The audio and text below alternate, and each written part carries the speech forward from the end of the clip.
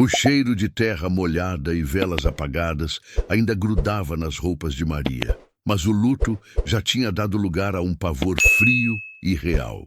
A morte de João foi a primeira rasteira, mas a que veio depois foi a que realmente a jogou no chão. O silêncio da família. As visitas diminuíram, os telefonemas sumiram e Maria percebeu, na velocidade de um piscar, que o apoio que juraram era só fachada enquanto João estava vivo e produtivo. Agora, com Ana de 6 anos e Zeca de apenas 3, ela se via sozinha no apartamento minúsculo. O saldo bancário gritando zero e a geladeira vazia, tendo que engolir o fato de que a dor de perder o amor da vida dela era apenas o prefácio de uma luta pela sobrevivência que parecia impossível de vencer. O desespero atingiu o ponto de ebulição quando a sogra, Dona Fátima, visitou a casa não para dar conforto, mas para recolher a televisão de tela plana que, segundo ela, pertencia à família e João só estava usando. Foi um golpe de uma frieza que Maria jamais imaginou, e a rejeição veio completa. As irmãs de João, que no velório choravam alto demais para a câmera, agora sussurravam no WhatsApp que Maria era uma gastadeira e que, se estivesse naquela situação, era porque nunca soube guardar dinheiro. A verdade nua era essa. Sem o provedor, Maria não era mais vista como esposa ou mãe dos netos, mas sim como um fardo que todos faziam questão de empurrar para longe, uma humilhação pública que obrigava Maria a manter o sorriso forçado para que os filhos não sentissem o abismo que se abria sob seus pés. Se você já sentiu a dor dessa traição, sabe que só a força da maternidade te impede de desistir. E é por isso que histórias assim precisam ser contadas para que a gente entenda a resiliência humana. Então, se inscreve aí no Corações do Passado e vamos juntos revirar essas memórias. O alívio forçado veio sob a forma de um envelope timbrado do escritório de advocacia, marcando o inevitável encontro para a leitura dos bens. Maria mal dormiu na noite anterior, sonhando com algum seguro de vida esquecido, alguma poupança secreta que João tivesse guardado para os filhos. No entanto, na sala fria do advogado, a realidade foi brutalmente simples. A única coisa que João havia deixado, além de uma pilha de boletos vencidos, era uma briga feia entre os parentes por causa de um carro velho e enferrujado, que nem sequer ligava direito, e umas ferramentas antigas que podiam ser vendidas em um ferro velho por mixaria. Maria ficou muda enquanto assistia à briga de gente grande e gananciosa por migalhas, vendo o quanto o falecido era esquecido rapidamente quando o assunto era patrimônio. Ela não pediu nada, pois sabia que implorar diminuiria ainda mais sua dignidade, e apenas assinou os papéis de renúncia de qualquer coisa que pudesse trazer mais dor de cabeça do que benefício. Foi nesse momento que o doutor Almeida, o advogado de voz grave e olhar cansado, pigarreou e mencionou o ativo residual, o último item da lista, aquele que todo mundo tinha ignorado ou ativamente rejeitado.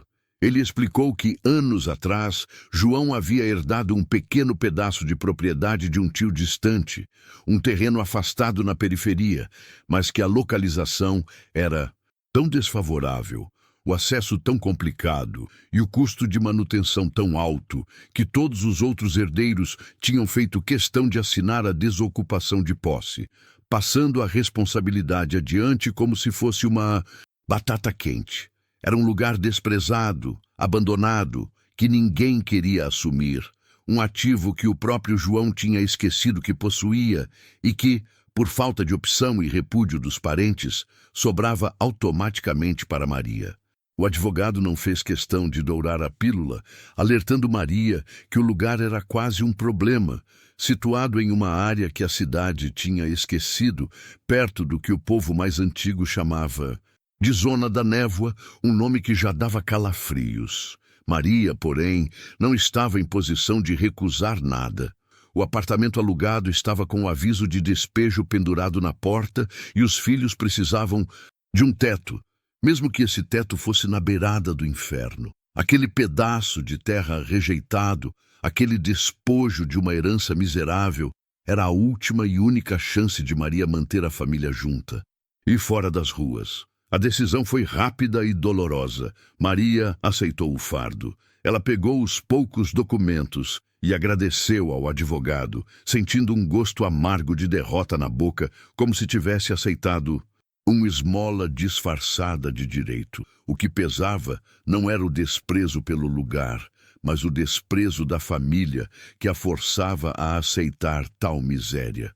Naquele dia, Maria prometeu a si mesma que o sofrimento silencioso era temporário e que por Ana e Zeca ela iria transformar aquela rejeição em algo concreto, mesmo que fosse apenas um barraco seguro. O processo de mudança foi melancólico. Uma Kombi velha, emprestada pelo padeiro da esquina, levou os poucos pertences, roupas surradas, panelas amassadas, alguns brinquedos. Ana, a mais velha, sentia a tensão da mãe e se agarrava à boneca desdentada, observando a paisagem da cidade rica sumir pela janela, sendo substituída por ruas de terra batida e mato alto que pareciam engolir a luz do dia. O coração de Maria pesava, mas o pensamento de dar um lar fixo aos filhos, mesmo que fosse o pior possível, a impulsionava. A chegada foi exatamente como o advogado tinha descrito, desoladora. O lugar era de difícil acesso, no final de uma estrada de cascalho que parecia não ser usada há anos. O imóvel era uma estrutura de madeira antiga, inclinada, escondida atrás de uma muralha de arbustos espinhosos e cipós. O cheiro era de mofo, terra podre e abandono profundo, e o ar carregava uma umidade fria, diferente da que Maria estava acostumada. Maria forçou a abertura da porta, que gemeu em protesto, levantando uma nuvem de poeira que fez Zeca tossir e chorar imediatamente. O interior era escuro e sujo, com o chão coberto por folhas secas e o teto cheio de buracos. Não havia eletricidade ligada, apenas a promessa de um trabalho insano para tornar aquilo minimamente habitável. Maria abraçou os filhos, sentindo o corpo cansado e a alma exausta, mas ela era a única proteção deles, a muralha final. Se a família de João queria que ela sumisse, ela iria sumir ali, mas não iria cair. A primeira noite foi aterrorizante. Maria usou as últimas moedas para comprar velas e água. O som do vento uivando nos buracos da parede parecia um lamento, e Maria teve que contar histórias intermináveis sobre príncipes e princesas para abafar o medo de Ana. Ali, naquele lugar esquecido e rejeitado, Maria entendeu a verdadeira solidão, mas também sentiu uma força bruta, o instinto de loba que faria qualquer coisa para ver seus filhotes seguros. É essa força silenciosa que a gente admira e que nos faz querer saber o que aconteceu depois. Por isso, não se esqueça de ativar o sininho do corações do passado. No dia seguinte, sob a luz fraca da manhã que mal conseguia penetrar as janelas imundas, Maria começou a limpeza. Ela começou a arrancar os cipós que cobriam a frente da casa e descobriu que a estrutura de madeira era mais sólida do que parecia à primeira vista, embora completamente camuflada pela vegetação. Enquanto puxava um enorme emaranhado de raízes duras de uma das laterais da casa, ela sentiu algo estranho sob a terra fofa e úmida, algo que não parecia ser pedra nem raiz. Maria parou, o coração acelerado. Era uma tábua solta. Não uma tábua qualquer, mas uma tábua que parecia ter sido colocada ali de propósito, quase enterrada, como se estivesse guardando alguma coisa. Os olhos de Maria, antes cheios de cansaço, agora brilhavam com uma curiosidade urgente, uma faísca de esperança no meio de tanto abandono.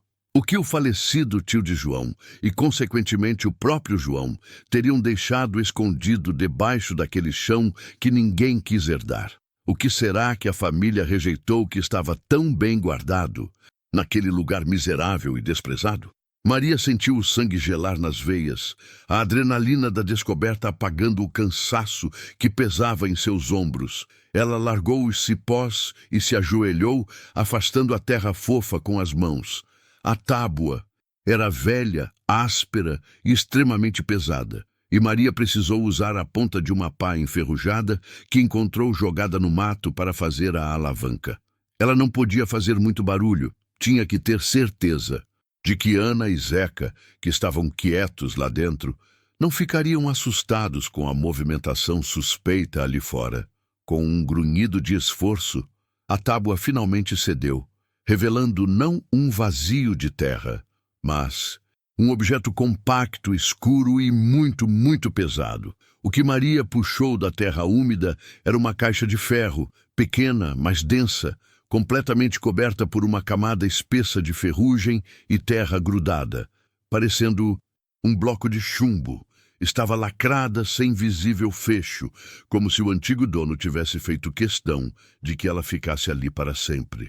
Maria a apertou contra o peito, sentindo o peso daquela revelação. Era óbvio que o desprezado tio de João não tinha se desfeito de todos os seus segredos ao deixar a casa, e era ainda mais óbvio que a família gananciosa não tinha tido a paciência ou a decência de inspecionar a herança que jogaram em suas mãos. Lá dentro da casa, o cheiro de mofo misturava-se ao cheiro metálico da caixa. Maria usou a mesma pá para forçar uma das extremidades, batendo contra o metal, com um cuidado desesperado para não quebrar o que quer que estivesse lá dentro. O medo de que aquilo fosse uma armadilha ou apenas lixo rapidamente foi substituído pela esperança, cega de que fosse algo concreto, uma saída. Finalmente, com um rangido doloroso que parecia ecoar a dor de Maria, a tampa cedeu, revelando um interior abarrotado de documentos velhos e amarelados pelo tempo. Não havia joias ou dinheiro vivo, o que foi a primeira pontada de decepção de Maria. Havia papéis, alguns enrolados como pergaminhos, outros dobrados e lacrados, exalando aquele cheiro característico de guardado que parece carregar séculos de história. No meio da bagunça de papéis, havia um pequeno embrulho feito em um tecido de linho desbotado. Maria o abriu com dedos trêmulos e encontrou o que parecia ser a única coisa de valor imediato ali: uma chave. Era uma chave antiga, pesada, feita de um metal escuro que parecia bronze ou cobre, com um formato de dente incomum e um anel grosso.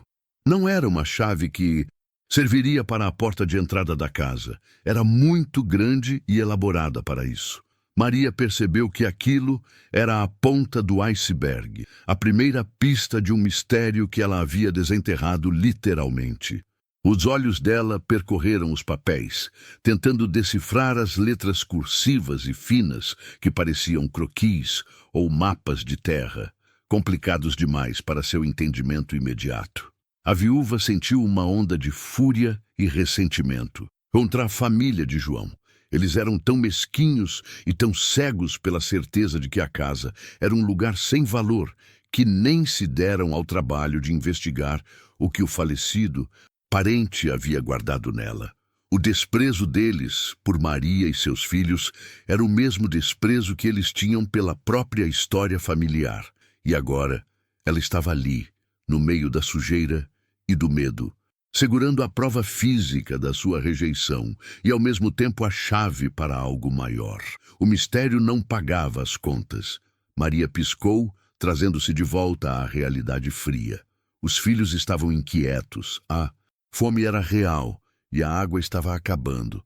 Ela guardou a caixa sob um colchão velho e voltou a atenção para a limpeza, mas agora com um propósito diferente. Ela não estava apenas limpando um abandono. Ela estava procurando um contexto, uma pista física que ligasse a chave e os documentos ao que estava à vista. Ela precisava entender o que herdeu além daquelas paredes caindo aos pedaços. Quando a luz do sol da tarde finalmente atingiu o interior através de uma fenda no teto, Maria parou por um instante e pegou um dos papéis que estavam mais legíveis. Era uma nota curta, escrita na SNAV. Parte de trás de um recibo de compra, com a caligrafia idêntica à do restante dos documentos. Apenas 3 palavras, rabiscadas de forma apressada. Olhe para a fundação. O que isso queria dizer? Olhar a fundação de quê? Da casa? O que havia de especial na base daquele lugar que a família rejeitou? Maria começou a rastejar pela sala principal, inspecionando o chão de tábuas, agora mais limpo, em busca de qualquer irregularidade. O chato tio de João não era rico, isso Maria sabia. Então a herança não era ouro, mas poderia ser terra, poderia ser um segredo construtivo, algo que João nunca soube e que a família ignorou por arrogância. A chave pesava em seu bolso, um lembrete constante de que havia uma porta secreta esperando para ser aberta. A força que Maria sentia era o instinto de sobrevivência puro, a urgência de provar para si mesma e para os filhos que eles não eram a escória jogada para escanteio.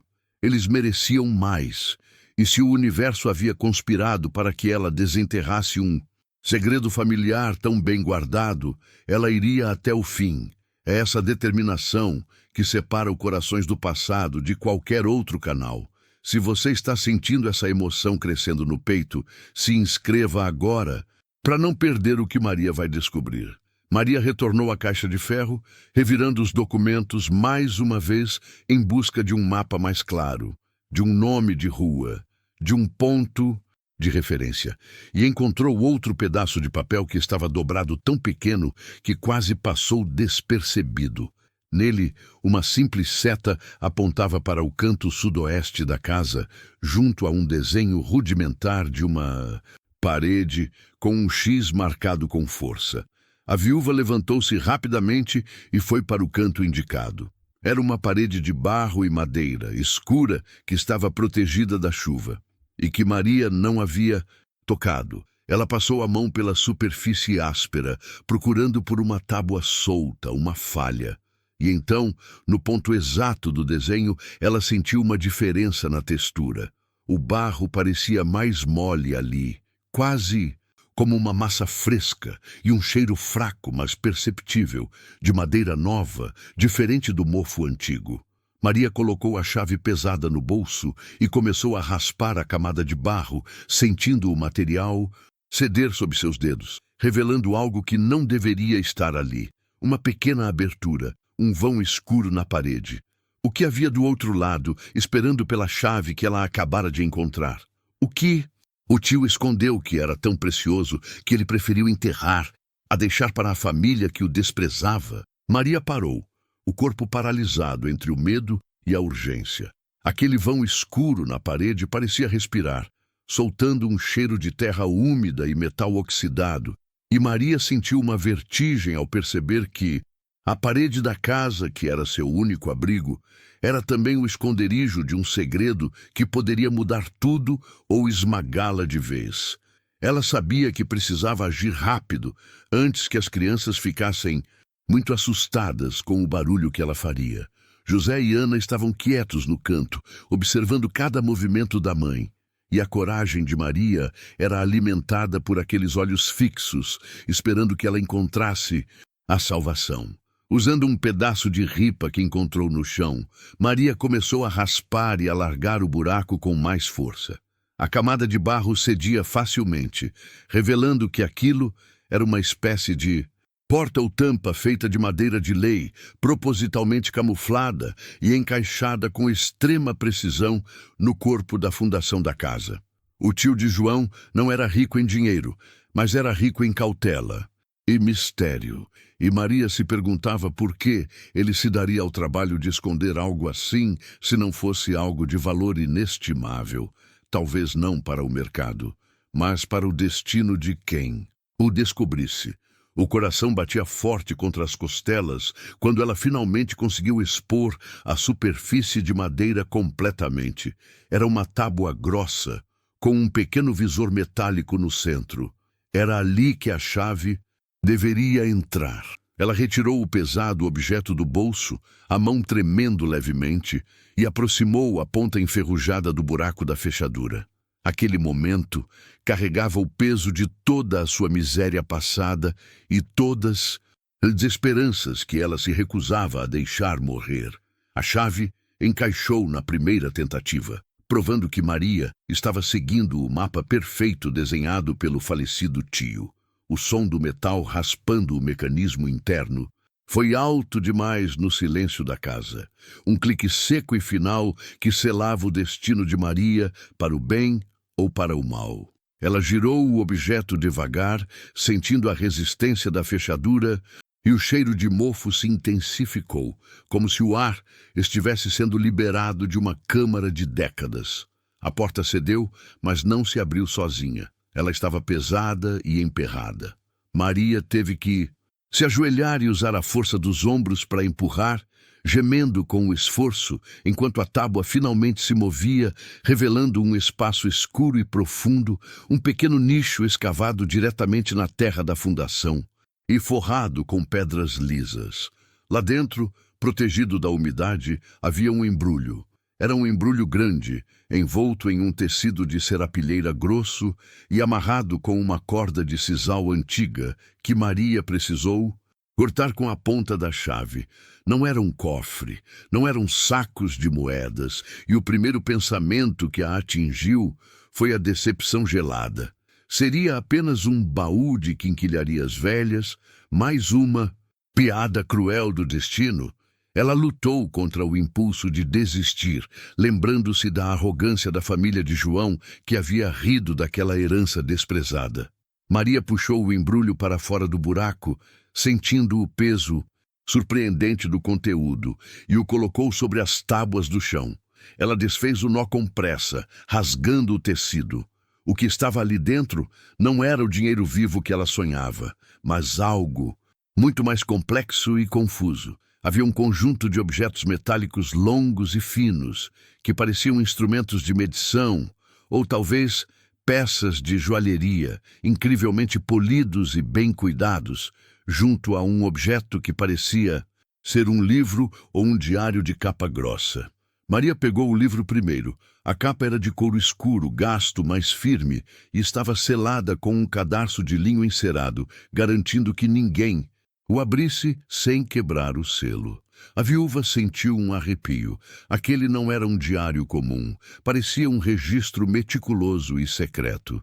Você precisa estar conosco nesse caminho de descobertas que Maria está fazendo.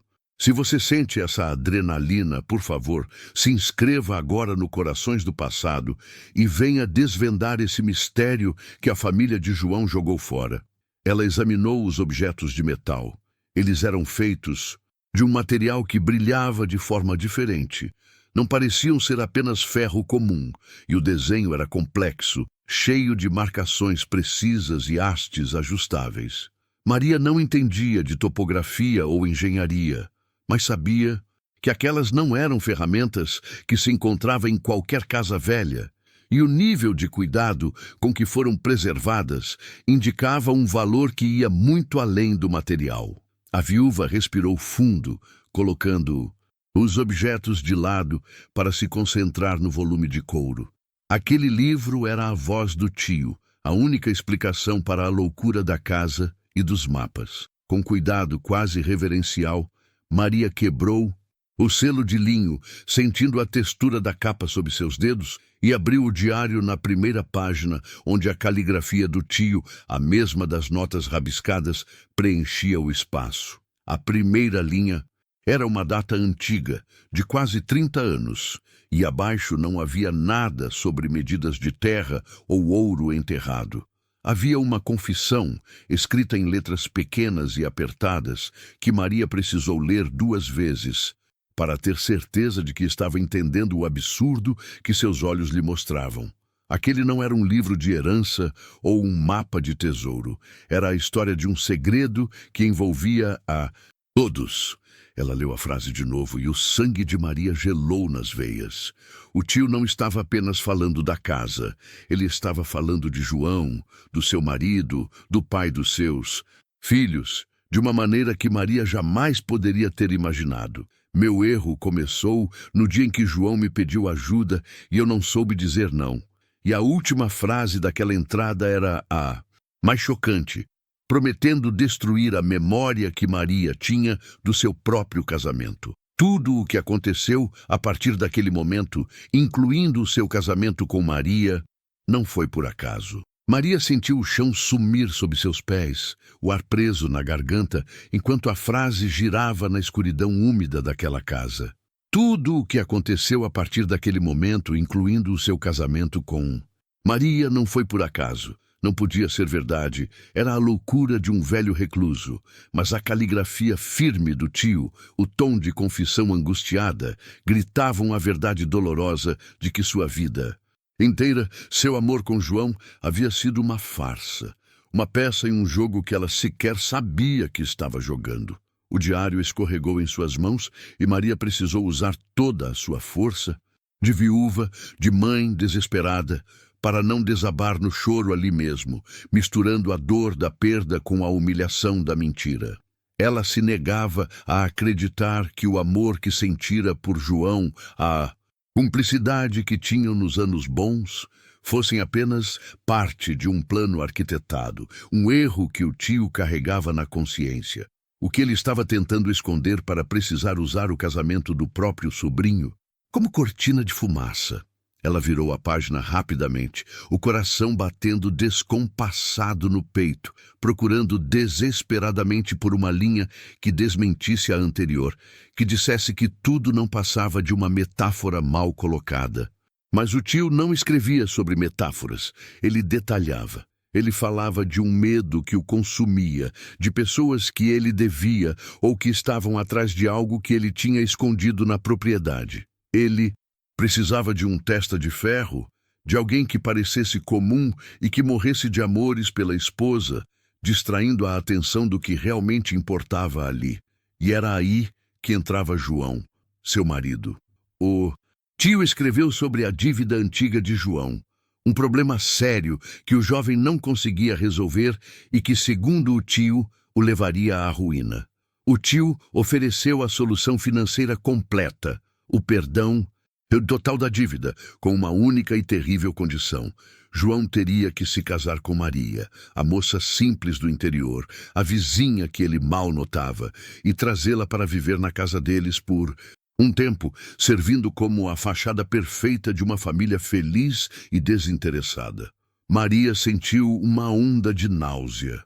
Seu casamento, aquele dia ensolarado, o vestido de noiva, tudo tinha sido uma transação fria. Um acordo entre dois homens sobre a vida dela. A memória de João, que ela tanto protegia da crueldade do mundo, agora se desfazia em cinzas na frente dos seus olhos. Ele a amou? Ou ele apenas cumpriu a parte dele no acordo? Ela precisava seguir lendo, mesmo que cada palavra fosse uma estaca sendo cravada em seu coração, pois a verdade era a única moeda que lhe restava. O tio então explicava, com detalhes técnicos que Maria mal conseguia absorver, como ele arquitetou o primeiro encontro, a forma como ele sutilmente forçou a proximidade, garantindo que João e Maria tivessem a oportunidade perfeita para se apaixonarem, ou pelo menos fingirem que se apaixonaram. Ele descreveu o local exato onde ele garantia que João a encontraria. E Maria se lembrou daquele dia como se fosse ontem, da inocência que havia perdido para sempre.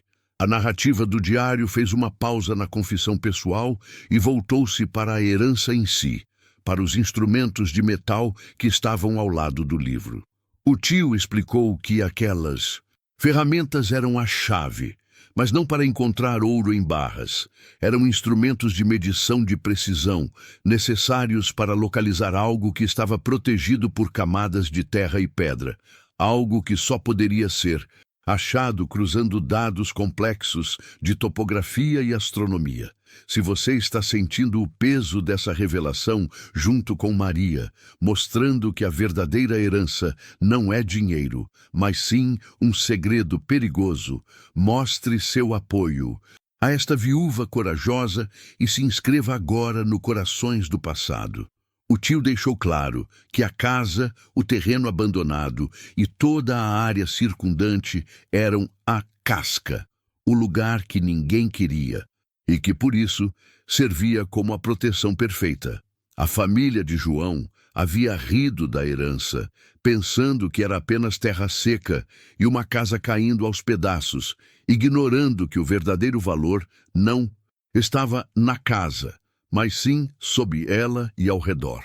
Aquele era o ciclo perverso. A família de João rejeitou a herança por não ver valor. Mas se soubessem o que realmente estava ali, eles teriam lutado até a morte por ela.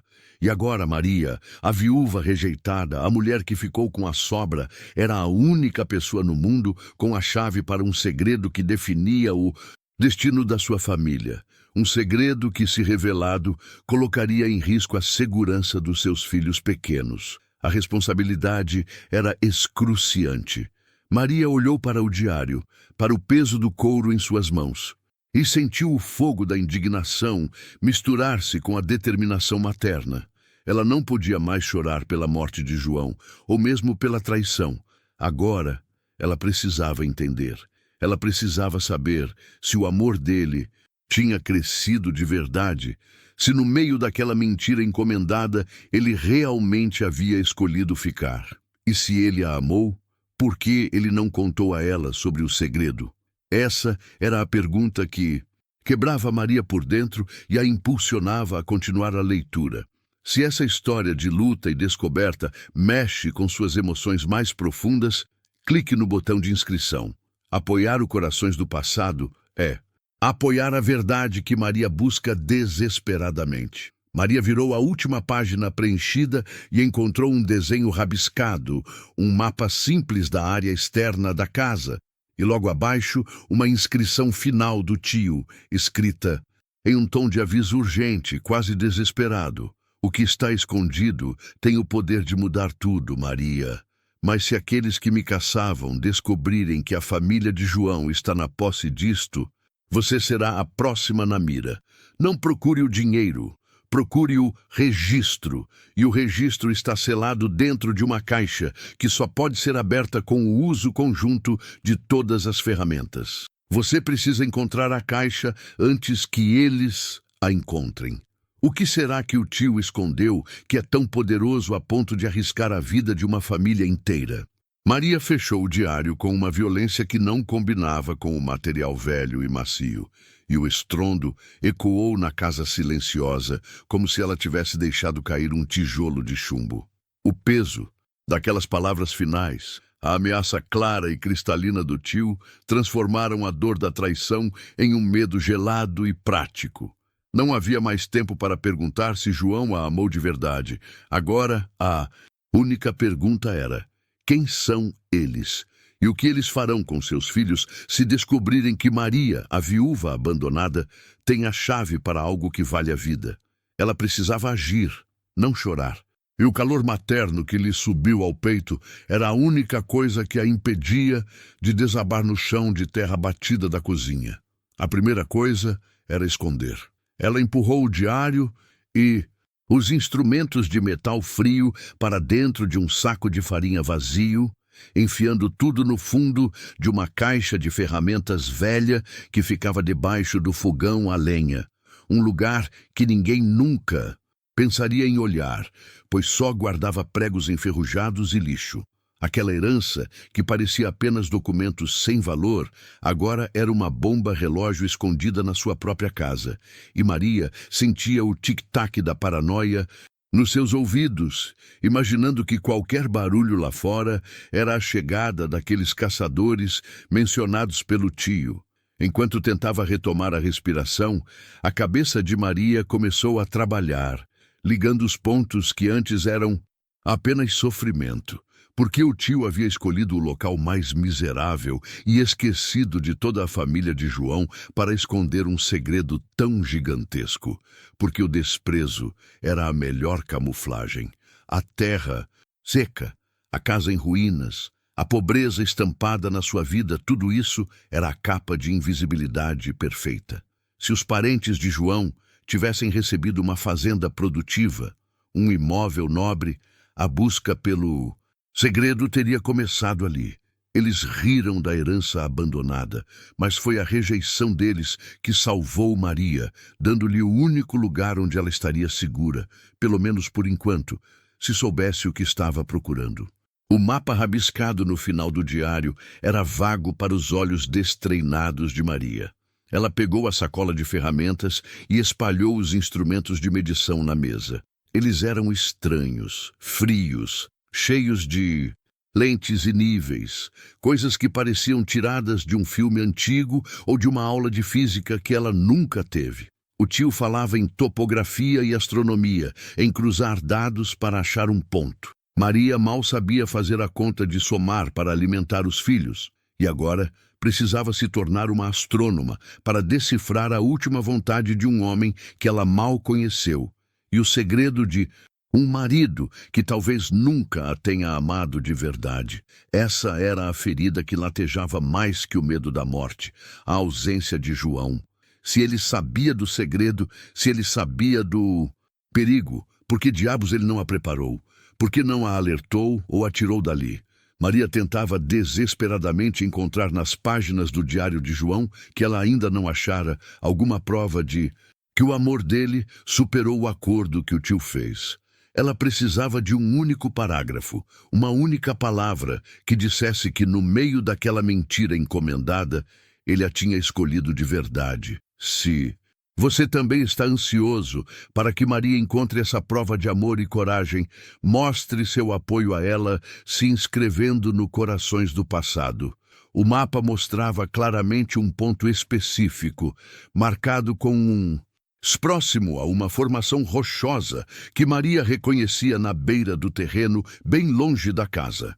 A caixa que guardava o registro estava lá. A missão era clara, mas o tempo não. Ela precisava esperar a noite, esperar que a quietude fosse profunda o suficiente para que ela pudesse sair sem acordar as crianças, sem que o olhar curioso de vizinhos distantes percebesse a estranha movimentação da viúva sozinha. A espera pelo anoitecer foi uma eternidade de nervos em carne viva. Maria alimentou José e Ana, forçando um sorriso que parecia pesar 1 tonelada, fingindo normalidade enquanto em sua cabeça rodava a imagem daquele mapa e dos homens misteriosos que poderiam estar a caminho. A inocência dos filhos era um escudo e um martírio. Ela os protegeria com a própria vida, mas a ideia de colocá-los em perigo era um tormento constante que a fazia apertar os punhos com tanta força que as unhas se cravavam na palma da mão. Quando finalmente a escuridão engoliu o mundo exterior, Maria esperou mais 1 hora, garantindo que o sono dos pequenos estivesse pesado. O silêncio da casa era agora opressor, cheio de sussurros imaginários. Ela pegou a sacola, sentindo o frio do metal contra a pele. A escuridão lá fora era profunda. Apenas a lua fina tentava iluminar o caminho. Ela calçou as botas e saiu pela porta dos fundos, o coração batendo um ritmo frenético de medo e adrenalina. Lá fora, a tarefa parecia ainda mais impossível. Maria tentou decifrar o mapa sob a luz fraca de uma lanterna velha, comparando as linhas do desenho com as sombras das árvores. O tio havia desenhado uma referência usando a estrela mais brilhante no céu, mas Maria não conseguia identificar qual era a estrela, nem como usar o aparelho de medição de ângulos. Ela sentiu uma onda de frustração e desesperança. A chave para sua liberdade estava em suas mãos, mas ela não sabia girá-la. No entanto, a determinação materna era mais forte que a ignorância. Maria descartou a parte complexa por um momento e concentrou-se apenas nas referências terrestres. O X estava próximo a 3 pedras alinhadas de forma incomum. Ela se moveu devagar pelo terreno acidentado, pisando com cuidado para não fazer barulho, sentindo o cheiro da terra seca e da mata nativa. Cada passo era pesado. Cada sombra projetada pelas árvores parecia se mover de forma suspeita. E foi enquanto Maria tentava alinhar seu corpo com o desenho das 3 pedras que o pânico a atingiu. um estalo seco, vindo da direção da cerca, atrás de uma moita densa. Não parecia um bicho, parecia o som de um galho sendo quebrado pelo peso de um pé humano. Maria congelou, abaixando-se imediatamente no escuro, segurando a respiração. Seria apenas o vento brincando com seu medo, ou eles já estavam ali, observando seus movimentos, esperando que ela revelasse o segredo que o tio havia guardado por tanto tempo? Se essa tensão te prende na cadeira, mostra seu engajamento com os corações do passado. Maria esperou longos minutos, com o metal frio dos instrumentos pressionado contra o peito, antes de se arriscar a mover novamente. O silêncio. Voltou, mas a sensação de ser observada permaneceu. Ela rastejou os últimos metros em direção às 3 pedras, iluminando o chão com a lanterna. E ali, exatamente onde o tio marcara o X no mapa, Maria encontrou algo que fez seu sangue gelar. A terra estava revirada. Não era uma perturbação antiga. A terra estava solta, como se alguém tivesse cavado ali recentemente, mas coberto o buraco de novo. Alguém já tinha chegado ao local da caixa, ou o que era pior, João já havia começado a procurá-la antes de morrer. Mas o que exatamente ele estava procurando e por que parou? O medo paralisante de Maria não era apenas pelo escuro ou pela solidão. Era a certeza fria de que aquele pedaço de chão revirado gritava a presença de terceiros. Ela tocou a terra solta e o pavor se transformou em uma raiva feroz. Se alguém esteve ali, significa que a busca por aquele registro estava ativa, e a janela de oportunidade que o tio havia dado estava se fechando rápido. Demais, a terra não estava apenas revirada. Estava fria e úmida por baixo, indicando que a pessoa havia saído dali há poucas horas, talvez no início da noite, antes mesmo de ela sair de casa. Maria não podia gritar, não podia chorar, mas a adrenalina bombeava em suas veias, dando-lhe uma força momentânea. Ela cavou com as próprias mãos, raspando a terra com a ponta dos dedos, numa busca desesperada por metal, madeira ou qualquer sinal da caixa que continha a verdade. Não havia caixa ali, nem fragmentos de madeira velha, apenas terra, raízes cortadas e, o que a fez ofegar, uma pequena poça de água barrenta que não era natural. Parecia que a pessoa que cavou antes havia usado um pouco de água para disfarçar o buraco, para torná-lo indistinguível da lama natural do chão. O silêncio voltava a ser quebrado, mas agora não era um estalo na cerca, era algo mais sutil, mais próximo, um som arrastado, como se alguém estivesse limpando a garganta ou movendo o peso do corpo sobre folhas secas, bem na divisa da propriedade, escondido pela densidade da vegetação. Maria não podia mais negar. Havia um olhar sobre ela, uma presença que a seguia desde que ela deixou a casa. Ela se abaixou ainda, mas sentindo o pulso vibrar em seu pescoço, e a única coisa que podia fazer era rezar para que as botas escuras se misturassem à sombra e a escuridão fosse sua aliada naquele momento de vulnerabilidade total. Ela percebeu que continuar cavando seria suicídio. Se o registro não estava ali e se alguém estava esperando que ela o encontrasse, Maria tinha que mudar a tática e rápido. Ela se lembrou das palavras do tio sobre a necessidade de medição e alinhamento e moveu a lanterna para os estranhos instrumentos em sua sacola. O pequeno tripé dobrável, o aparelho de cobre com lentes e escalas gravadas, que parecia coisa de filme antigo. Era um teodolito, o tio tinha dito, e era a chave. Mas para a viúva sem estudos, aquilo era mais um martírio do que uma ferramenta. A humilhação de não saber operar o aparelho era quase tão dolorosa quanto o medo da morte. Maria precisava desse conhecimento. O tio havia tentado explicar, mas a mente de Maria estava cheia demais de medo e desespero para absorver geometria e ângulos. Ela tentou montar o tripé, mas as pernas pareciam desequilibradas. Olhou para o céu, procurando a estrela de referência que o tio havia desenhado, mas todas as estrelas pareciam iguais. E a lua estava fraca. A liberdade estava literalmente dependendo de sua capacidade de usar aquela máquina infernal. Frustrada, Maria largou o teodolito na sacola por um segundo e pegou o mapa novamente. Ela não podia confiar no que estava na terra, tinha que confiar no papel.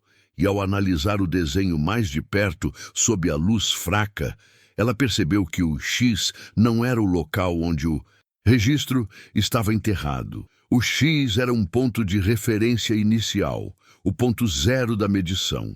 Era a partir dali que ela deveria calcular a distância e o ângulo para encontrar o verdadeiro local da caixa, que estava escondida em algum lugar que só poderia ser achado com precisão matemática. A sensação de alívio por não ter sido roubada se misturou imediatamente ao desespero de ter que resolver um problema de engenharia enquanto se escondia de um assassino na mata. A caixa poderia estar a 100 metros, talvez 200, e ela tinha que traçar uma linha reta invisível, através das árvores e do terreno irregular. Ela olhou para o teodolito novamente, agora com um respeito amargo. Não era um buraco simples, era um código, e a precisão do tio era agora a única coisa que poderia salvá-los. Se você está sentindo o desespero dela em cada respirar, se inscreve no Corações do Passado e me diz que ela vai conseguir. Maria decidiu que não podia montar o aparelho ali no ponto inicial. Ela estava muito exposta, e o ruído do metal se ajustando no tripé certamente chamaria a atenção de quem a observava. Ela teria que se afastar um pouco, encontrar um lugar mais protegido, e então tentar adivinhar como usar os ângulos baseados na estrela.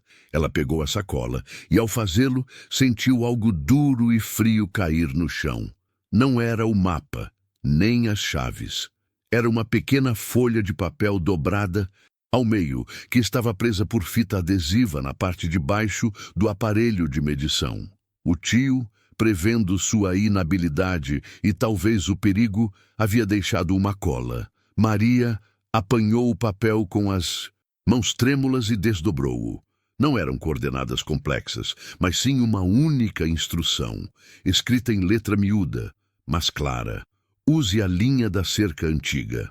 Ela é a paralela. O ângulo é fixo, 45. O tio havia simplificado o impossível. A linha da cerca era a referência que ela precisava. Ela não precisava encontrar a estrela, apenas alinhar a lente do teodolito com o poste mais velho da cerca, girar o aparelho em um ângulo de 45 graus e seguir a linha reta até o fim do terreno. Mas seguir essa linha significava caminhar na direção oposta à casa, adentrando ainda mais a escuridão da propriedade esquecida. Maria ajustou o teodolito para carregar mais facilmente, agradecendo mentalmente a sabedoria silenciosa do tio. O ponto zero era ali. Ela precisava ir até a cerca antiga, montar o tripé e começar a medição. Mas antes que pudesse dar o primeiro passo para longe das 3 pedras, um som completamente novo e infinitamente mais aterrorizante que o estalo de galho atravessou a quietude da noite.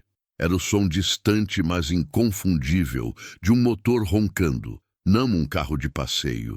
Um veículo pesado que parecia estar parando não na estrada principal, mas no caminho de terra batida que dava acesso à parte mais isolada da propriedade.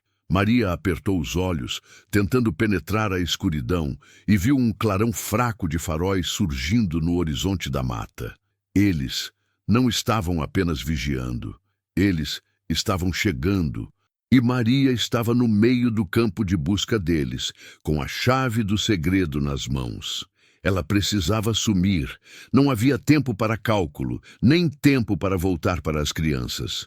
A única rota era correr na direção da cerca, montar o aparelho o mais rápido possível e torcer para que a escuridão a engolisse antes que aqueles faróis chegassem até ela.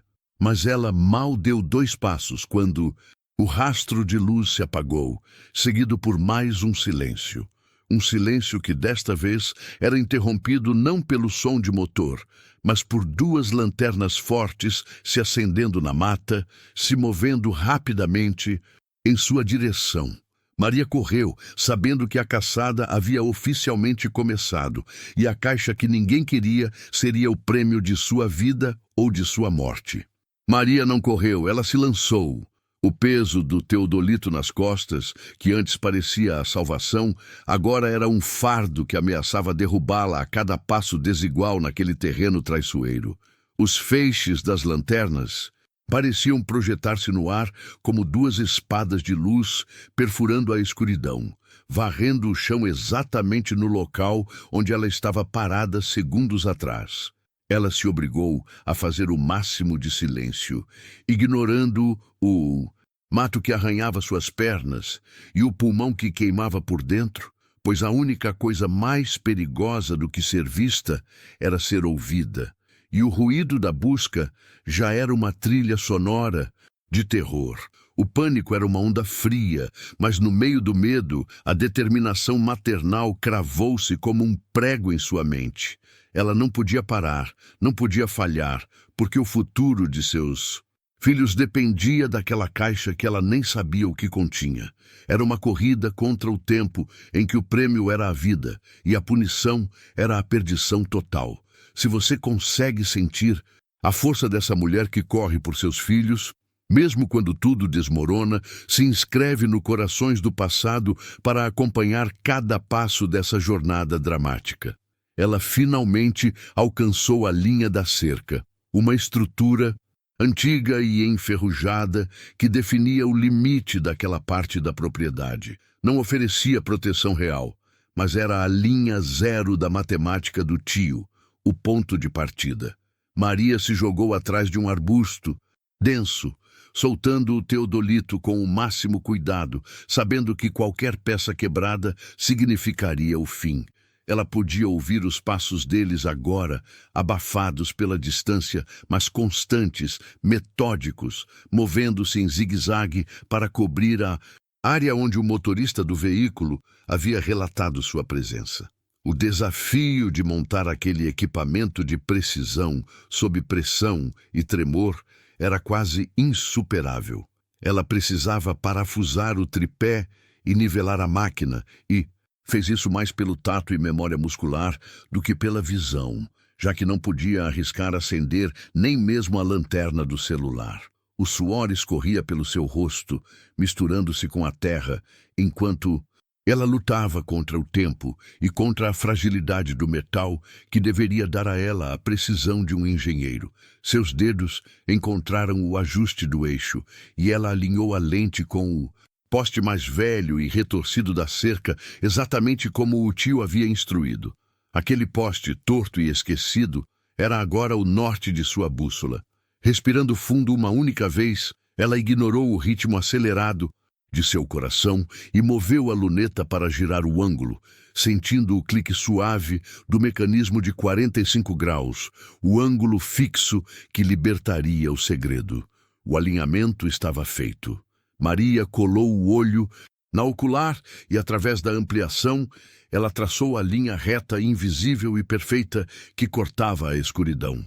O feixe virtual guiava-a para um ponto distante, aprofundando-se ainda mais na Mata Virgem, em direção a algo que parecia ser a única estrutura natural de destaque naquele campo de visão.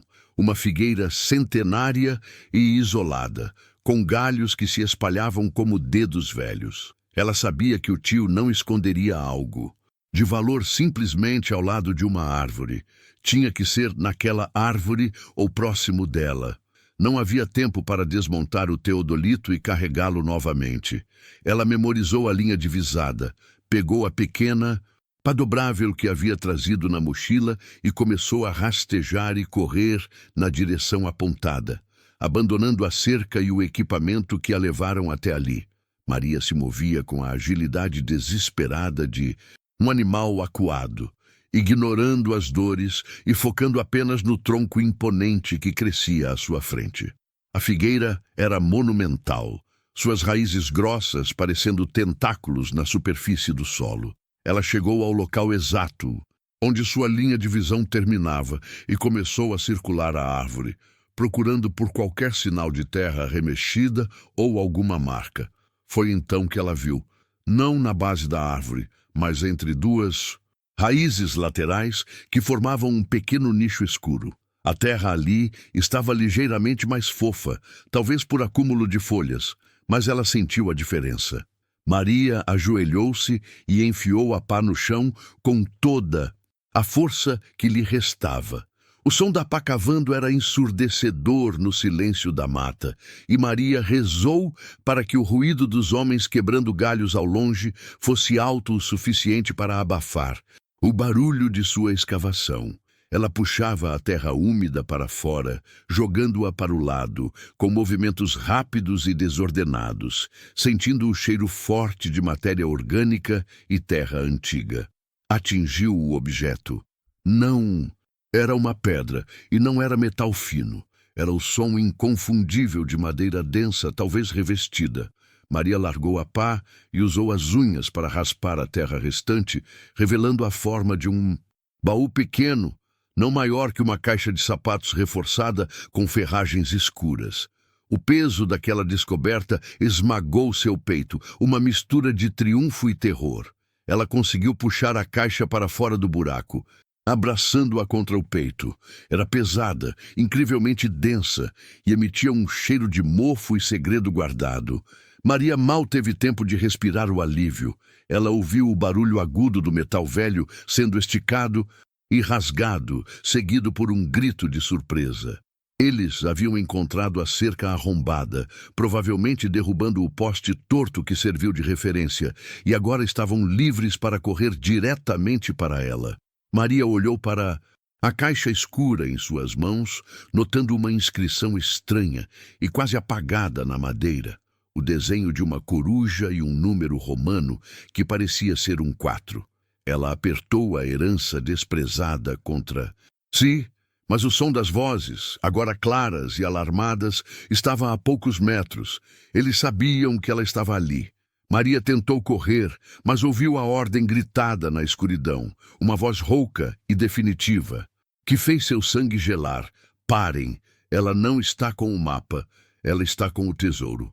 E então, o baque de um corpo pesado caindo na grama perto de sua localização fez com que ela se virasse para ver a lanterna apontada diretamente para o seu rosto, revelando a figura que a caçava. A lanterna açoitava o rosto de Maria, mas o pavor não vinha da luz, mas da figura que a segurava. José, o primo de seu falecido marido, o mesmo que havia negado uma simples cesta básica quando João morreu, agora estava ali, suando e ofegante, com um sorriso distorcido que não alcançava os olhos, provando que a traição tinha raízes mais profundas e antigas do que a dor de seu luto recente, e que o desprezo da família era apenas a ponta de um iceberg gigantesco de ganância. José não precisava perguntar. Seus olhos estavam fixos na caixa escura de madeira que Maria segurava, uma peça que ele reconheceu imediatamente como o objeto que o tio Bartolomeu havia mencionado uma única vez em seus delírios finais. O tal presente inútil que Maria havia aceitado por desespero. Ele viu o pó da mata grudado no objeto e soube que Maria havia completado a busca, enquanto ele e seus comparsas se perdiam na caçada ao mapa inexistente, e a raiva mesclada com o triunfo fez seu rosto parecer uma máscara grotesca na escuridão, iluminada pela lanterna. O baú pesava nos braços de Maria, mas o peso da descoberta era infinitamente maior, fazendo-a cambalear, enquanto a lembrança da voz de José, fria e distante ao telefone, ecoava em sua cabeça, dizendo que ela deveria procurar a caridade pública porque a família não tinha recursos para sustentar os erros de João. Aquele mesmo homem agora estava a menos de 2 metros dela, pronto para rasgar a terra e sua vida em busca do que antes ele chamava de lixo. E Maria sentiu o impulso primitivo de proteger a caixa como se ela fosse um de seus filhos, Em segundos, os outros 2 homens brutamontes contratados que Maria já tinha visto circulando a cidade desde o enterro emergiram das sombras, o estalido de um galho quebrando sob uma bota confirmando que ela estava irremediavelmente encurralada, sem rotas de fuga, tendo apenas a casca retorcida da figueira como sua retaguarda e a pequena pá esquecida no chão como sua única arma, uma situação que fez o medo se transformar em um foco gelado de determinação. Entregue a caixa, Maria. A voz de José era baixa, mas carregada de uma autoridade que ele nunca teve antes. Ele deu um passo à frente, gesticulando para os outros homens cercarem a árvore, enquanto ele olhava para a inscrição do baú, Coruja e 4, murmurando para si mesmo que o velho Bartolomeu sempre adorou charadas infantis. E Maria usou aquele momento de distração para tentar decifrar a mensagem, lembrando que tio lhe disse que aquilo não era um cadeado, mas sim o primeiro passo para encontrar a verdadeira herança. Ela tentou puxar o fragmento de memória que Bartolomeu lhe havia dado, a frase sobre a caixa, que só deveria ser aberta quando a escuridão estivesse mais densa, quando ela não tivesse mais para onde ir, um momento que parecia ser exatamente o agora, com o fogo da lanterna queimando sua visão e o cheiro de suor e terra molhada invadindo suas narinas. E ela percebeu que a Coruja e 4 não eram o problema, mas a solução que estava faltando. Maria recuou até sentir o tronco da árvore em suas costas, apertando o objeto contra o corpo com uma força desesperada, sabendo que se aquela caixa caísse nas mãos de José, não apenas a vida dela estaria arruinada, mas também o futuro de seus filhos, e foi o pensamento nas crianças que lhe deu a coragem de enfrentar o primo traidor, de erguer a cabeça e sustentar o olhar dele. Se você entende essa luta, essa garra de mãe, se inscreva no Corações do Passado, porque a história dela ainda não acabou e ela vai precisar de cada um de vocês para ver o sol de novo. Percebendo que a negociação era inútil e que ela não soltaria a caixa por vontade própria, José perdeu a paciência, e o que restava da fachada de civilidade desmoronou. Ele sibilou, avançando rapidamente. Não se preocupe, Maria. Depois de pegarmos o que é nosso, você pode voltar para sua vidinha miserável de viúva pobre. A terra é o único lugar que você vai conseguir de graça. E seus filhos se viram sozinhos. A ameaça aberta deu a Maria a certeza de que a luta era de vida ou morte, e ela inclinou o corpo ligeiramente para a esquerda, usando a própria árvore como alavanca. Mas em vez de correr, o que seria inútil, ela usou o instante em que José esticou a mão para tocar a superfície áspera do baú que ela segurava, focando toda a sua atenção na inscrição da coruja, sentindo o desenho sob a ponta do dedo. A coruja, ela lembrou o tio sussurrando, sempre observa onde os outros não veem.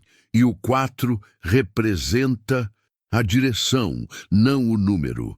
Maria deslizou o dedo sobre a asa gravada na madeira, sentindo um minúsculo entalhe, e seu coração disparou quando ela aplicou uma leve pressão, percebendo que o desenho não era decorativo, mas um tipo de botão oculto, uma trava que deveria ser acionada naquele momento de maior necessidade. A reação foi instantânea e sutil. Em vez de a caixa abrir, a madeira sob o desenho da Coruja e 4 se moveu, não para dentro, mas para o lado, revelando não o conteúdo do baú, mas sim uma pequena fenda escura, de onde se elevou um cheiro forte e penetrante, algo metálico e químico que invadiu o ar úmido da mata. Maria conseguiu afastar a caixa do rosto antes que o cheiro a dominasse, exatamente no momento em que José conseguiu alcançá-la, agarrando o baú e puxando com força, mas ele não teve tempo de analisar o que havia acontecido, pois antes que pudesse sequer gritar de triunfo, a pequena fenda liberou um sopro rápido de poeira fina e brilhante que atingiu o rosto de José em cheio, seguido por um som agudo, como um alarme de segurança antiquado que rasgou o silêncio da noite e ecoou pela mata. O som que irrompeu da pequena fenda da caixa não era apenas alto.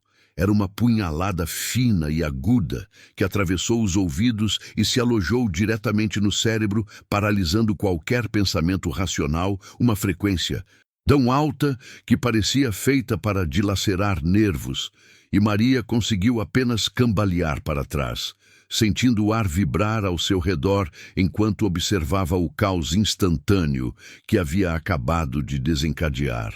José, atingido cheio pela nuvem de poeira metálica e pelo choque sônico, soltou um urro estrangulado de dor, abandonando o baú no chão lamacento e levando as mãos aos olhos, se debatendo como um animal ferido, enquanto a poeira que aderiu à sua pele começava a queimar como ácido fraco.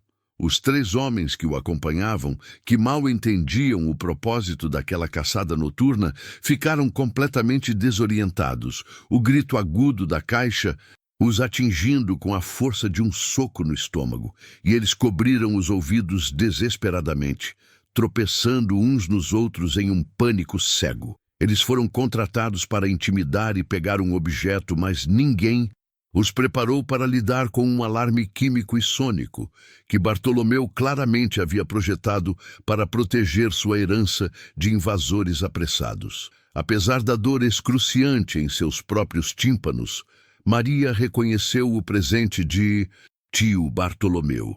Aquele momento de desorientação total era a única vantagem que ela teria. A única chance de respirar enquanto o inimigo estava incapacitado, e ela se jogou no chão molhado sem pensar, rastejando rapidamente, em direção ao baú que havia caído perto dos pés de José, que agora estava ajoelhado e tossindo, o rosto vermelho e inchado pela reação química. Ela agarrou a caixa com as 2 mãos, sentindo a vibração do mecanismo interno que ainda produzia aquele som infernal. Um ruído que perfurava a umidade da mata, e a única coisa que importava era tirar aquele tesouro secreto das mãos de José, que já estava começando a se levantar, cego, mas não derrotado. Essa é a força que só quem já se viu sem saída conhece, a garra de proteger o que é seu quando tudo diz que você já perdeu. E se você entende essa urgência, se inscreva no Corações do Passado e venha acompanhar essa história até o fim.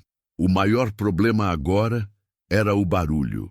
A floresta da fazenda de Bartolomeu era vasta, mas o som viajaria quilômetros, e ela sabia que o alarme não atrairia apenas vizinhos curiosos, mas possivelmente aqueles outros, os verdadeiros inimigos sobre os quais tio havia lhe dado o aviso. Silencioso anos atrás, aqueles que ele temia mais do que a própria família gananciosa, os que estavam dispostos a matar por aquilo que Maria agora segurava.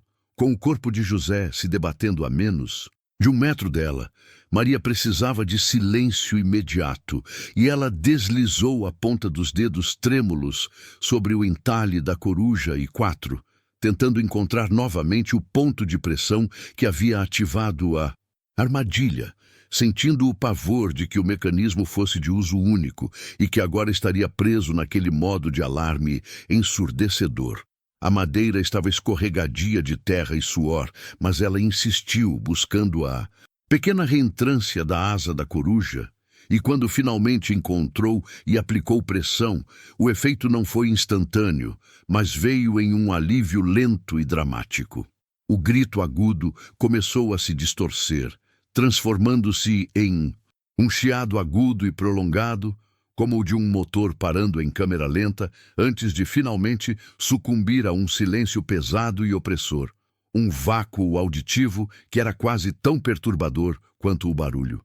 Maria ofegou, a respiração presa na garganta, aproveitando a súbita escuridão e o silêncio para analisar a situação. José estava desmaiado na lama, gemendo baixinho, os olhos apertados pela dor lancinante da poeira. E os capangas, desarmados de propósito, ainda estavam tontos, usando o tempo para se recuperar da agressão sonora inesperada.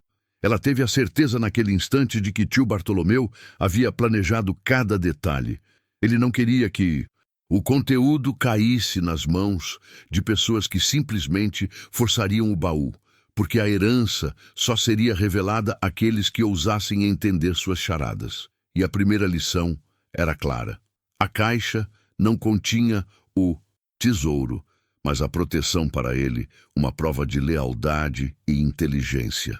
No meio do pântano de confusão, um dos homens, o mais alto, chamado João, finalmente recuperou a consciência, mas em vez de ir atrás de Maria, ele cambaleou até José, chutando-o de leve para garantir que ele não estava fingindo, e a voz dele, rouca e cheia de ressentimento, quebrou o silêncio. Que diabos você nos meteu, José? Se fomos pegos por isso, você vai pagar por isso. Essa briga interna, essa falha na lealdade dos mercenários, era tudo o que Maria precisava para entender que o momento de fugir havia chegado.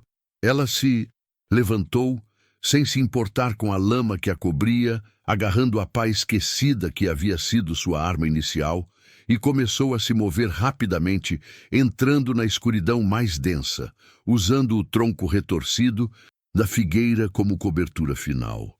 Enquanto corria pela mata fechada, com o peso precioso do baú contra o peito, Maria sentiu um arrepio que não vinha do frio da noite. Ela havia escapado por pouco. Mas o alarme ensurdecedor que Bartolomeu usou como escudo também funcionou como um megafone, e agora ela não estava fugindo apenas de seu primo ganancioso e seus capangas, mas também de todos aqueles que ouviram o chamado agudo e que poderiam estar se aproximando sorrateiramente de sua localização, e a pergunta fria que a atingiu enquanto corria era se o alarme que ela havia acionado não havia acordado o verdadeiro perigo que Bartolomeu tentou enterrar naquelas terras. Maria corre, o peso do medo é físico.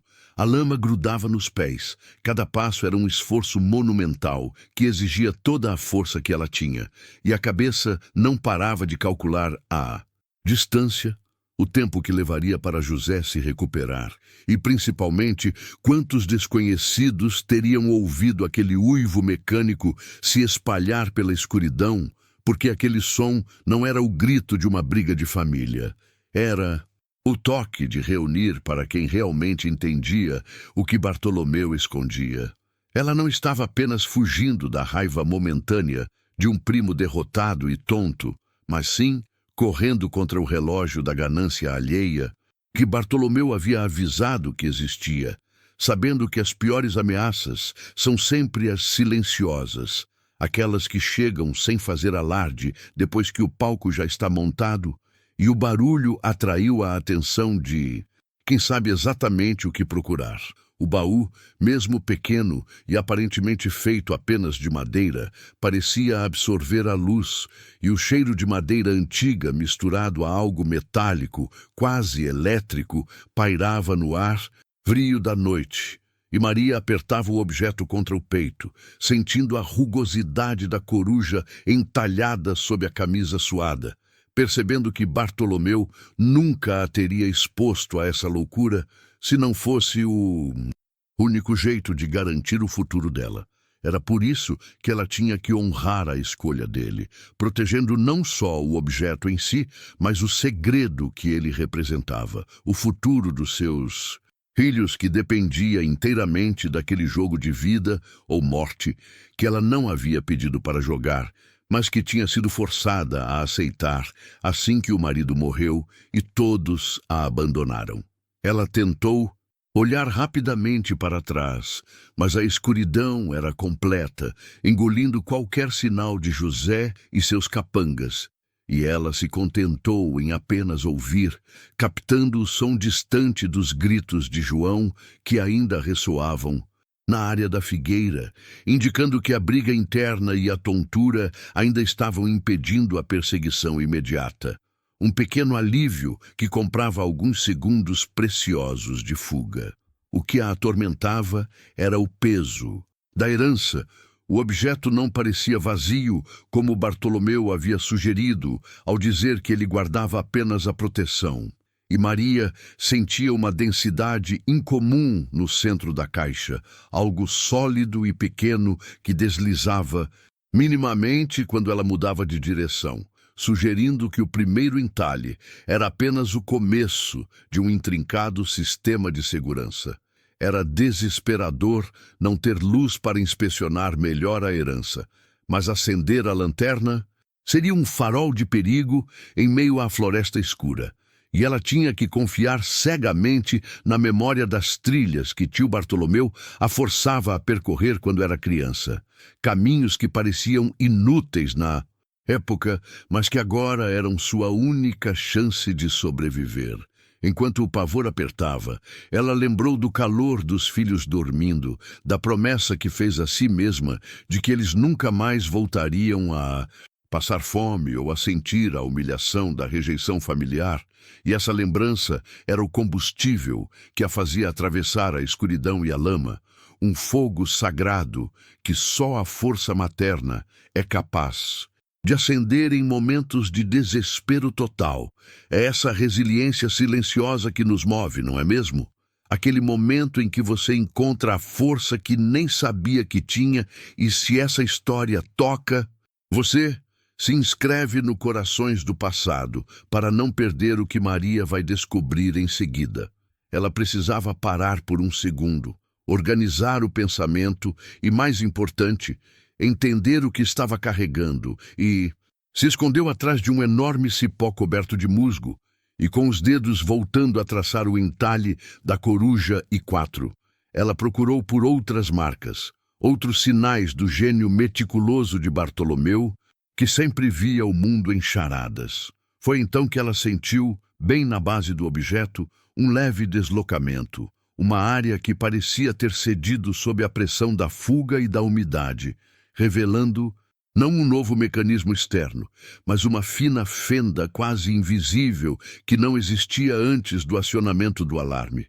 Maria levou o objeto para mais perto do rosto, aproveitando a pouca luz das estrelas que penetrava a copa das árvores, e viu que a fenda não era um dano acidental, mas sim uma articulação intencional. E quando ela aplicou uma pressão cuidadosa e estudada, a base da caixa deslizou lateralmente, com um clique seco. O baú, que parecia apenas uma proteção de madeira bruta, era ele mesmo uma charada em camadas, e o que Maria viu exposto na base da caixa a fez paralisar de terror absoluto. Não era um mapa ou um código, mas uma superfície prateada que não refletia a luz, mas a absorvia. E no centro dessa superfície estava um pequeno visor digital, que agora mostrava um número que diminuía rapidamente. E a sensação gélida de que o silêncio que ela havia conseguido não era o fim do mecanismo, mas a contagem regressiva para algo muito, muito pior. O terror de Maria congelou cada músculo, e a única coisa que se movia no meio da escuridão da mata era aquele número digital na base da herança. 197. Ele não estava apenas diminuindo, estava despencando em uma velocidade absurda, tirando dela qualquer chance de raciocínio, e o brilho frio daquela tela prateada parecia absorver todo o calor da noite, deixando Maria numa sensação de gelo puro, percebendo que Bartolomeu não tinha apenas protegido a herança, ele tinha armado uma armadilha perfeita, e ela estava com a mão nela. A contagem seguia, implacável e silenciosa, lembrando a Maria que o clique que ela tinha ouvido não tinha sido o fim do perigo, mas sim o gatilho para a próxima fase, e o pavor de que aquilo não fosse um relógio, mas um detonador, fez com que ela quase soltasse um caixa e corresse sem olhar para trás. Mas o peso dos filhos, o futuro deles, era mais pesado que o instinto de autopreservação. 5:52. O visor piscava, e a superfície metálica, antes inerte, agora parecia emitir uma vibração mínima, como um coração eletrônico batendo acelerado, e Maria teve certeza de que estava segurando uma bomba, um dispositivo que Bartolomeu havia preparado para eliminar não só quem tentasse roubá-lo, mas também quem o ativasse sem o conhecimento correto, uma loucura que só o tio maluco faria.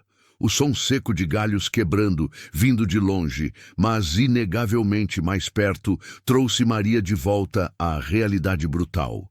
E ela entendeu que tinha pouco tempo. José estava se aproximando e a contagem regressiva interna a mataria se o bandido não o fizesse antes. E agora Maria estava presa entre a floresta que engolia e um objeto que explodiria. Ela precisava de um código, uma chave de interrupção, e o pensamento voltou-se para os entalhes originais. Coruja e 4. A primeira charada que havia lhe dado acesso ao timer. E ela desesperadamente começou a traçar novamente a coruja, esperando que uma pressão específica na madeira pudesse desativar o mecanismo, ou, pelo menos, travar o tempo. Enquanto os dedos tremiam sobre a asa da coruja, ela sentiu uma diferença na textura do entalhe e notou que a madeira estava ligeiramente mais aquecida na área do número 4. E ao aplicar uma pressão quase invisível ali, o som do clique não veio, mas o número no visor, que marcava 110, ficou momentaneamente borrado, como se tivesse levado um choque. A breve oscilação deu a Maria a certeza de que estava no caminho certo, mas ela não tinha tempo para tentar combinações lentas, e a única estratégia possível era forçar o objeto a se render a ela, usando a mesma força bruta de mãe desesperada que a fizera correr por quilômetros na escuridão. Com um suspiro que era metade reza e metade desespero, Maria pressionou o entalhe da coruja e o número 4 simultaneamente, aplicando a força de toda a sua vida naquele pequeno pedaço de madeira, esperando que o objeto se abrisse ou simplesmente parasse de contar. Mas o que aconteceu foi assustadoramente diferente. Ao invés de parar, o visor digital mudou de cor, abandonando o frio prateado para assumir um vermelho pulsante e ameaçador, e o bip que antes era imperceptível, agora soava baixo e constante, marcando cada segundo que escorria enquanto o número caía rapidamente para a casa dos 60A, e o objeto começou a vibrar violentamente em suas mãos, quase a ponto de escapar.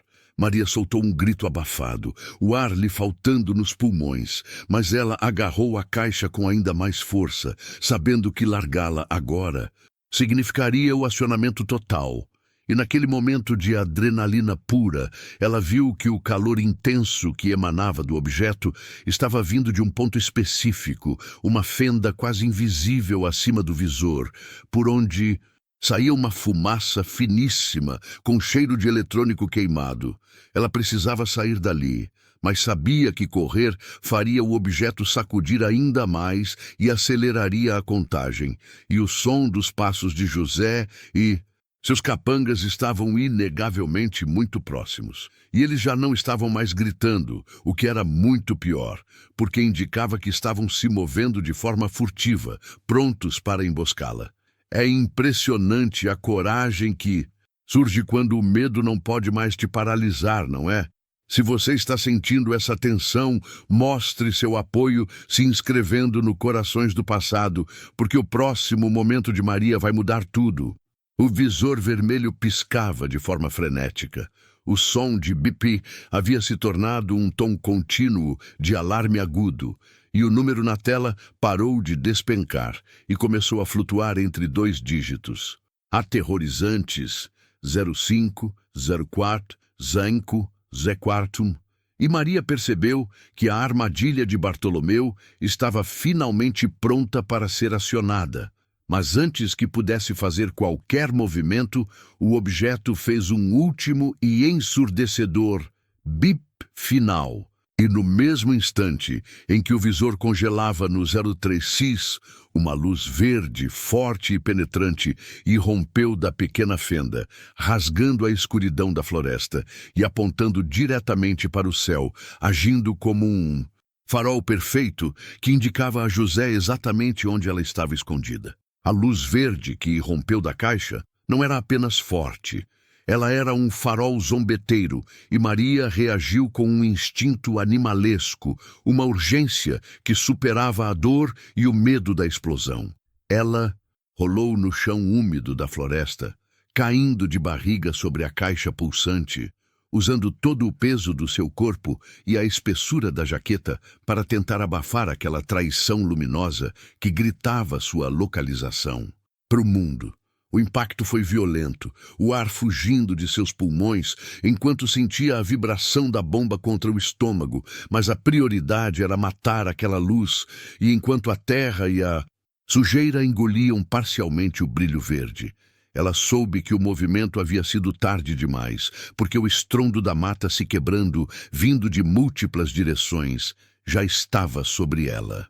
O som do alarme agudo continuava, inalterado pelo sufocamento físico, e Maria sentia o calor da caixa queimando através do tecido fino da blusa, uma temperatura crescente que indicava que, apesar da contagem ter congelado no G03, o mecanismo interno estava a pleno vapor, preparando-se para o ato final, fosse ele uma explosão ou algum outro tipo de catástrofe que Bartolomeu tinha arquitetado. Ela estava deitada ali, curvada sobre a bomba, respirando a terra e o cheiro metálico, e cada músculo do seu corpo estava tenso como uma corda de violino prestes a estourar, esperando pelo toque frio da mão de José em suas costas, sabendo que a caçada havia terminado. E foi exatamente naquele momento, enquanto o bip incessante martelava seus ouvidos, que o grito rouco de José rasgou a escuridão, tão próximo que parecia ter saído de dentro do seu próprio pescoço. Ele viu, é óbvio que ele viu, e ele não estava mais sussurrando ordens. Agora ele estava gritando de euforia e raiva, berrando para os capangas que ela estava ali, que ela tinha ativado a herança, e que ele queria o objeto em suas mãos. E esse som, o triunfo na voz do bandido, deu a Maria a certeza fria e cortante de que a luz não era um erro, mas sim a isca final. Bartolomeu, o tio maluco, não queria apenas que o objeto fosse difícil de roubar. Ele queria garantir que quem quer que o ativasse fosse rastreado e confrontado imediatamente, forçando um encontro final com os seus caçadores, uma loucura sádica que agora Maria estava vivendo na pele, e ela precisava desesperadamente entender o porquê de toda essa imomentação e qual seria a vantagem de Bartolomeu nisso tudo. A caixa, vibrando sob seu peso, parecia um coração enfurecido, e Maria percebeu que a contagem que flutuava entre o 04 e o 05 não era um erro de leitura, mas sim uma tensão constante, pronta para ceder ao menor movimento brusco, um aviso final.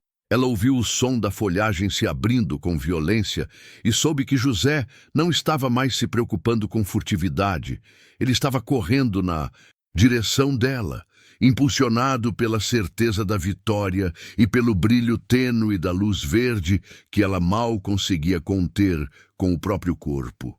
A escuridão ao redor parecia recuar, esmagada pela presença iminente do mal, e Maria, sem conseguir se mover para fugir, sem acionar a contagem final, fechou os olhos e respirou fundo, tentando capturar o cheiro da floresta antes que tudo acabasse.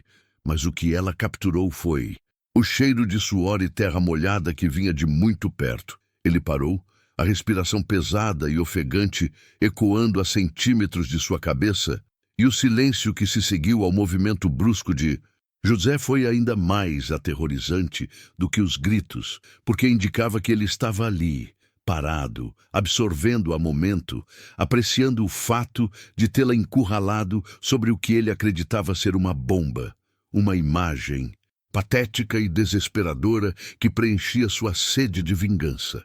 José finalmente tinha o que queria, mas faltava o toque final, a caixa nas mãos dele. É nesses momentos de terror absoluto que a mente da... A gente trabalha com uma clareza absurda, não é? Se você sente essa adrenalina correr, se inscreva no Corações do Passado e mostre que a luta de Maria precisa ser contada até o fim, porque o que vem agora é a prova de que a força de uma mãe é inquebrável. Maria entendeu que José tinha um objetivo, a herança, e que o objetivo dele não era apenas matá-la, mas sim ter o objeto em seu poder, o que dava a ela uma fração de segundo para reagir antes que ele a chutasse ou a puxasse à força. Ele não a tocou imediatamente. Ao invés disso, a voz grave e áspera cortou o ar, cheia de um prazer doentio que a fez estremecer. Me entregue a caixa, Maria. Não seja estúpida. José disse isso como se estivesse pedindo um favor simples, sem perceber que o objeto que ele cobiçava não era apenas um artefato, mas sim a única moeda de troca que restava à viúva abandonada na escuridão. Maria manteve o corpo pesado sobre a caixa, sentindo o número na tela oscilar furiosamente, e usou o pânico como um escudo. Maria, sem virar a cabeça, apenas apertou a caixa mais forte contra o chão, e sua resposta veio em um fio de voz, mas carregada de uma convicção que surpreendeu até a ela mesma. Eu não vou te dar nada, José. Eu prefiro que isso exploda comigo do que entregar a herança dos meus filhos para você. Essa ameaça, proferida por uma mulher curvada no chão, era a única verdade que ela podia oferecer. E Maria percebeu que, de alguma forma, Bartolomeu havia planejado exatamente isso. Fazer com que a pessoa que ativasse a caixa tivesse que usá-la como arma, como um trunfo final. Essa herança desprezada, que ninguém queria assumir, era agora o único poder de Maria, o único objeto que colocava um limite entre ela e a brutalidade de José. E ela percebeu que a ativação, o farol verde, não era o fim da armadilha, mas sim o início do jogo final, onde o objetivo não era fugir da encaixa, mas sim usá-la contra o inimigo. O tic-tac errático sob seu peito era o ritmo da sua sobrevivência, o som da sua última chance. José soltou uma risada baixa e seca, o som mais cruel que Maria já tinha ouvido, e ele se inclinou ainda mais, e ela sentiu o cheiro de álcool e fumaça que emanava dele, uma proximidade insuportável, e ele estendeu a mão lentamente, como um predador que se diverte com a caça, e os dedos dele roçaram a lateral da caixa, naquele mesmo instante em que o número vermelho e vibrante finalmente se fixou no dígito mais temido. A contagem não voltou para o 05 mais. Ela parou de vez. Maria sentiu um clique interno forte e definitivo, e no mesmo instante em que os dedos de José tocaram a madeira, o visor congelou no 03 aos. E o som de bip foi substituído por um zumbido contínuo e ameaçador. E a luz verde que ela tentava abafar disparou subitamente uma sequência de flashes rápidos como um código Morse desesperado. José retirou a mão bruscamente, com a testa franzida pelo susto. Mas ele não teve tempo de reagir ao que Maria faria em seguida, porque ela, com um movimento de pura força bruta e desespero, levantou a caixa e a arremessou para o único lugar que a garantiria alguns segundos de fuga, para o meio do círculo onde os capangas de José deveriam estar chegando, no exato instante em que o artefato, agora completamente silencioso e brilhando com uma intensidade maligna, começou a emitir um novo som, o chiado elétrico de algo prestes a se desintegrar. O que Maria arremessou era uma bomba de verdade. Ou o tio Bartolomeu tinha guardado para ela a chave final da herança. O ar rompeu-se em um estalo seco, não um som de explosão de pólvora, mas o ruído agudo de uma descarga massiva, como se o próprio espaço estivesse sendo rasgado, e Maria sentiu o corpo ser atirado para trás pela onda de pressão que não era física, mas pura energia descontrolada. A caixa, antes de atingir o chão de terra batida, soltou um clarão branco-azulado tão intenso que, por um instante, a viúva viu apenas o negativo da imagem, a escuridão se transformando em luz pura. Um choque visual tão violento que a cegou temporariamente, mas ela não esperou que a visão voltasse. O instinto materno falando mais alto do que qualquer dor ou medo. Foi uma descarga eletromagnética de proporções catastróficas para o pequeno espaço, e o efeito foi imediato e assustador. O zumbido deu lugar a um silêncio, imperturbador, mas apenas por uma fração de segundo, porque logo em seguida veio o caos. José soltou um grunhido alto de dor e surpresa, suas mãos voando para o rosto, protegendo os olhos daquela luz violenta.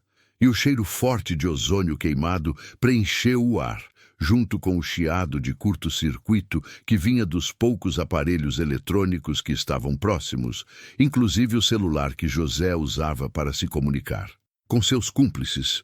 Este era o plano final de Bartolomeu, a herança desprezada que todos temiam. Não uma bomba que matasse, mas um pulso eletromagnético de nível local, projetado para anular qualquer tipo de comunicação, destruindo a vantagem tecnológica de José e de qualquer um que dependesse de sinais, deixando-o isolado e vulnerável. Maria, ainda tateando no escuro temporário, compreendeu a genialidade perversa do tio. Ele a deixou com a ferramenta perfeita para destruir a base de poder do inimigo sem precisar sujar as mãos de sangue. Ela se arrastou pelo chão úmido, os pulmões cheios de poeira e o cheiro metálico da eletricidade queimada, ignorando o grito rouco de José, que agora estava completamente desorientado e xingando em frustração, esmurrando o ar em um ataque de raiva cega. O foco dele ainda estava na caixa, no artefato que o havia traído, e ele não percebeu que Maria, protegida pela escuridão e pela proximidade da parede de concreto, já estava se levantando, as pernas bambas, mas o coração em disparada, correndo para a saída que dava acesso ao pequeno pátio onde as crianças estavam escondidas. E se você está sentindo o alívio dessa fuga, se inscreva agora no Corações do Passado, porque a vitória de Maria é a prova de que aceitar o que ninguém quer pode ser o caminho para a maior das liberdades. Enquanto corria, Maria ouvia o pandemônio lá fora. Os motores dos carros de José haviam morrido. As sirenes das viaturas que se aproximavam, que talvez estivessem monitorando o sinal de José, falharam e o mundo exterior à fazenda estava por um minuto em completo silêncio eletrônico, um efeito colateral inesperado que dava a Maria a janela perfeita para desaparecer. A viúva alcançou o pátio e viu Ana e João abraçados na escuridão, com os rostos banhados em lágrimas silenciosas. Não havia tempo para explicações. Maria apenas os puxou para si, aninhando-os sob seus braços e correndo em direção à floresta lateral, para o caminho improvisado que Bartolomeu havia planejado anos antes, um atalho secreto que ela havia descoberto durante seus meses de solidão forçada naquele lugar esquecido. José, recuperando lentamente a visão turva, gritou ordens que não seriam ouvidas, porque seus capangas, que haviam chegado apenas para serem atingidos pela onda de choque, estavam tão confusos e com seus equipamentos de comunicação inutilizados quanto ele. O pânico dele se transformou em desespero quando percebeu que Maria havia levado as crianças e o que restava da herança jazia no chão, um pedaço de madeira fumegante, inútil. Maria, já sob a proteção das árvores, parou um instante para olhar para trás. A figura de José era patética, um homem poderoso, reduzido a gritos inúteis, sem sua rede de apoio, sem seus satélites, sem sua vingança imediata. A herança que ele cobiçava por ser valiosa agora era apenas um monte de circuitos queimados, mas o seu propósito estava cumprido. Bartolomeu não lhe deixou bens, deixou poder de veto contra o mal que o perseguia. Ela finalmente entendeu por que ninguém havia aceitado a herança. A responsabilidade de guardar um dispositivo capaz de anular a tecnologia era um fardo perigoso demais, e a mansão Abandonada, com suas paredes grossas e subsolo isolado, não era apenas uma casa, era um cobertor para o pulso eletromagnético, uma base estratégica que a protegia enquanto neutralizava o inimigo. A herança não era o caixa. A herança era o lugar que ninguém quis assumir. Com a derrota de José confirmada pela anulação de sua força, Maria pôde, nas semanas seguintes, começar a reconstruir sua vida sem o medo constante. O processo legal foi lento, mas a riqueza real não estava na caixa, e sim na terra que Bartolomeu havia escondido sob seu nome. Jazidas minerais e o valor de mercado crescente da propriedade que, aos olhos de todos, era apenas mato e casa velha. A viúva abandonada e rejeitada, que aceitou o último refúgio que ninguém quis, agora era a guardiã de um futuro estável para seus filhos. José foi preso dias depois, envolvido em outras tramóias que a polícia finalmente conseguiu rastrear após a falha de suas comunicações. Ele tentou ligar o evento na fazenda a Maria, mas ela já havia desaparecido, deixando apenas o rastro do seu silêncio e a lenda da casa que explodiu aparelhos eletrônicos. A herança era desprezada porque exigia coragem e aceitação do fardo, e Maria, que não tinha mais nada a perder, aceitou. Ela não apenas herdou terra e riquezas, ela herdou a força de uma sobrevivente. A caixa, o artefato que ninguém quis, foi o começo de tudo, a moeda de troca que lhe garantiu a vida e o futuro. Se você sentiu a emoção dessa virada e se acredita na força dessa mãe, deixe seu like e ative o sininho para que mais histórias de superação, como a de Maria, sejam contadas aqui no Corações do Passado. A viúva que aceitou o resto finalmente provou que o que é rejeitado pelo medo pode ser a salvação para quem tem amor.